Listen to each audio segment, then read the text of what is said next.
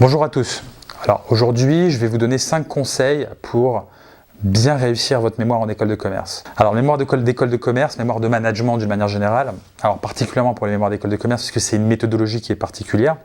On a pu recenser à travers le temps donc 5 facteurs clés de succès qui vous permettront de réussir au maximum ce mémoire. Donc que je vais vous donner maintenant. Alors premier conseil que je peux vous donner par rapport à ce type de mémoire, c'est vraiment au niveau de la partie revue de littérature, d'utiliser des références qui seront suffisamment diversifiées d'un point de vue quantitatif et qui seront également suffisamment qualitatives. Alors qu'est-ce que j'entends par là?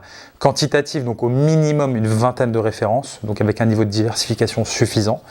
C'est vraiment un élément clé. Si vous avez des références qui sont trop limitées, en l'occurrence moins de 20 références, ça vous sera reproché par le jury. On jugera que la partie théorique est trop légère. Donc vraiment diversifier au maximum, minimum pour ce type de mémoire sur un niveau M2, donc Master 2, minimum une vingtaine de références. D'un point de vue qualitatif, exclusivement, mais j'ai bien dit exclusivement, des références académiques, c'est-à-dire des références scientifiques que vous pouvez retrouver effectivement sur Google Scholar, EBSCO, des bibliothèques universitaires. Donc qu'est-ce qu'on entend par là? Ce sont des ouvrages, des articles de recherche qui auront, on va dire, une fiabilité sans comparaison possible avec des blogs, avec des sites internet qui, dont la crédibilité sera facilement remise en question et ça vous sera reproché, mais systématiquement, et c'est même un motif d'invalidation pour les mémoires en école de commerce.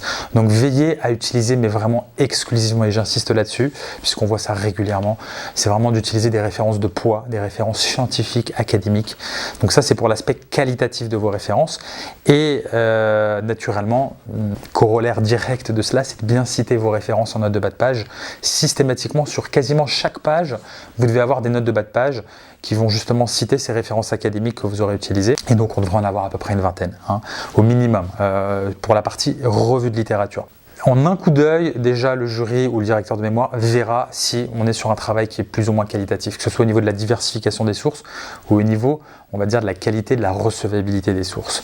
Donc j'insiste vraiment là-dessus. Alors, deuxième conseil de forme, vous êtes en management, vous êtes en école de commerce, donc n'attendez-vous à ce que dans le futur proche, dans votre carrière professionnelle, vous soyez amené à rédiger des synthèses, des documents et on attend à ce que vous formalisez bien ce que vous rédigez. Donc c'est-à-dire, qu'est-ce qu'on entend par formaliser correctement? On attend à ce que le document soit aéré, on attend à ce qu'il soit facilement lisible. Mettez des graphiques, des schémas, des illustrations qui rendent la lecture plus facile, plus aisée et surtout qui permettent au lecteur de comprendre rapidement, facilement ce que vous voulez dire. Si vous effectivement ne faites que d'intégrer des blocs de texte, il y aura un défaut de visibilité, de lisibilité, et ça sera moins bien vu, vous serez pénalisé. Alors que si effectivement vous structurez votre pensée et vous illustrez cela à travers des schémas, à travers des illustrations que vous pouvez créer par exemple sur Excel, puis après les intégrer directement au sein de votre document Word, ça facilitera la lecture et le jury appréciera. Vous marquerez des points assez facilement, puisque c'est de la formalisation, ça va vite et ça peut être fait assez facilement. Donc vraiment, essayez d'aérer au maximum votre texte. Alors pas trop non plus, parce que sinon on va penser que vous voulez gagner des pages et que vous faites du remplissage, mais gardez un bon compromis entre les illustrations, les schémas et puis les blocs de texte qui sont toujours un peu plus monotones, certes informatifs, mais qui sont un petit peu plus monotones et plus difficilement lisibles. Votre directeur de mémoire, votre jury sont en général des gens qui cumulent des fonctions en entreprise. Ils n'ont pas le temps, ils veulent aller vite, ils veulent comprendre l'information rapidement, faciliter leur le travail, ils vous le rendront. Troisième conseil, j'insiste très régulièrement au niveau des vidéos là-dessus, c'est vraiment échanger avec votre tuteur, votre directeur de mémoire. Il est là pour ça. Ça coûte pas plus cher de le solliciter. En général, ils sont assez occupés parce qu'ils sont également en entreprise.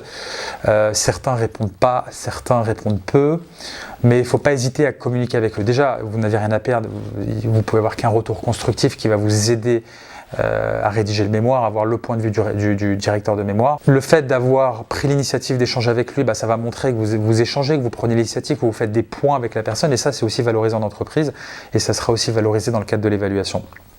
Et surtout, si vous avez une validation progressive des parties, ça vous couvre.